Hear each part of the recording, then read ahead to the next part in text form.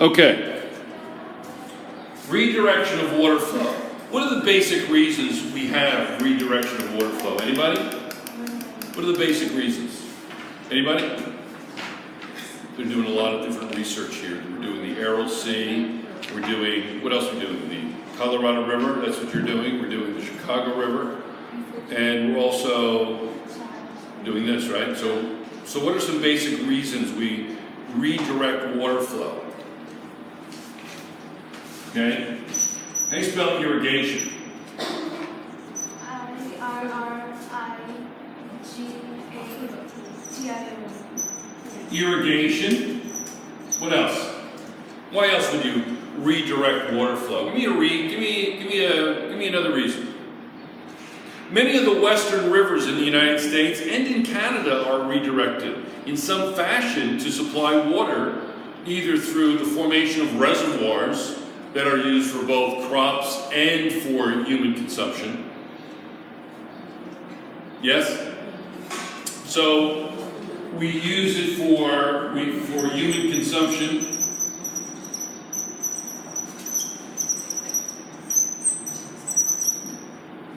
What is redirecting water flows away from watersheds in Western Canada, in parts of Asia, in Western United States? What is it? And it's tied into this chapter. What is redirecting entire and enormous masses of water out of certain parts of the world? Do you realize that the Himalayan mountains, all those glaciers are going to disappear? Why are the glaciers in the Himalayan mountains in China and Nepal, why are they so important, those glaciers? What is in a glacier? Maybe one word of something that's in a glacier. Water. Water, exactly. Ice, water, exactly, right? Okay. So, is that water in those glaciers used for anything? Like the glacier melts and the water comes to the rivers. Yeah, comes to rivers, and those glaciers contain water that literally meets the needs of billions of people. What happens when that water disappears? Why is the water disappearing from the glaciers in the Himalayas? Why? What? Global warming? Global warming. Greenhouse effect.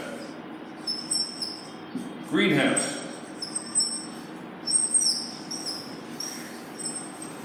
Global warming.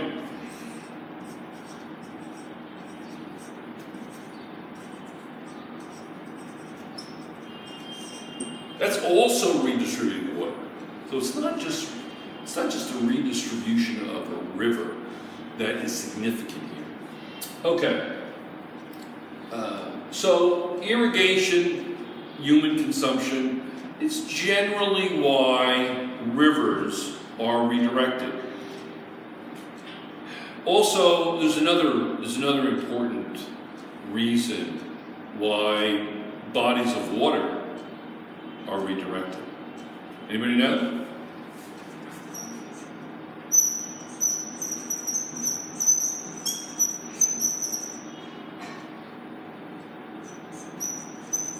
A modern example,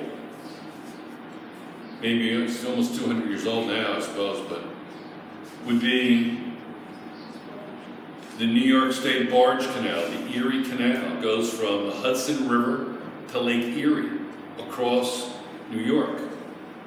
It's a major redistribution of water from a river and a lake. Yeah, in order to be able to transport goods and services from the New York metropolitan area to Canada, Toronto, the Great Lakes region, out to St. Lawrence Seaway, Montreal, Quebec. Amazing. That whole thing was amazing.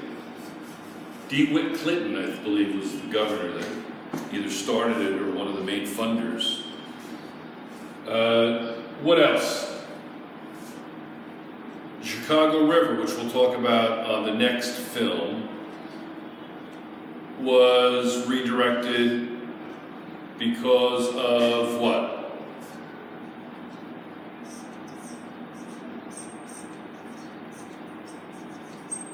Pollution. Give me an example of transportation relative to Canada.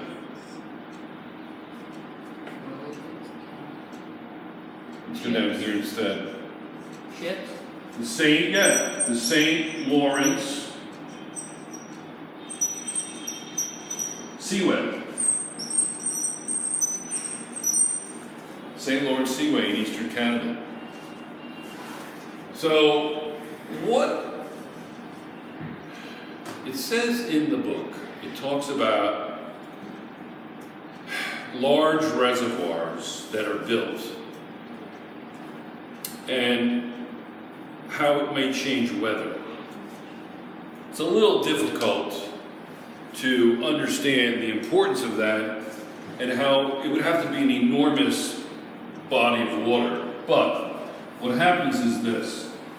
If I have a lake and I have people living here, okay, and I have the wind going across the lake, I'll have increased precipitation downwind, this area, okay? So,